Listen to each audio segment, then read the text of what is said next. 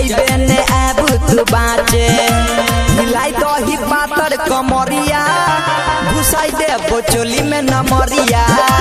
हिलाई दही पातर कमरिया घुसाई दे बोचोली में नमरिया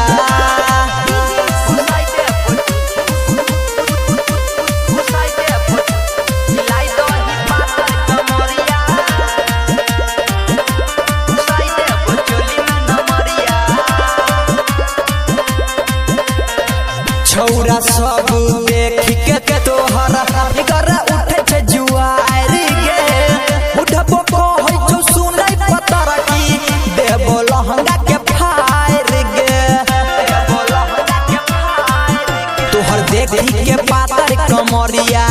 सबके अटकल छौ तोरे पर नजरिया आई दही तू चौकी के तोड़ गे नहीं त छौरा सब बोल दे तो फोड़ गे हिलाई दही पातर कमरिया घुसाई दे बोचोली में नमरिया हिलाई दही पातर कमरिया घुसाई दे बोचोली में नमरिया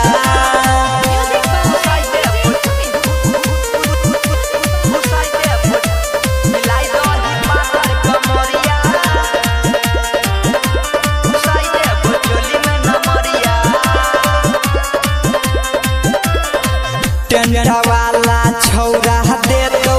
लहंगा उघार गे नचबे नहीं तू बजबे जे बेसी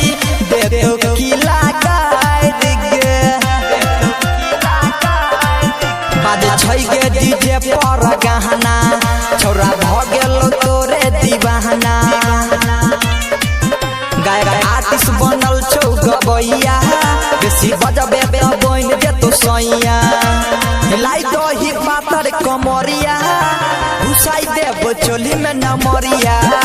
हिलाई दही पातर कमरिया घुसाई दे बोचोली में नमरिया सहेली रिकॉर्डिंग स्टूडियो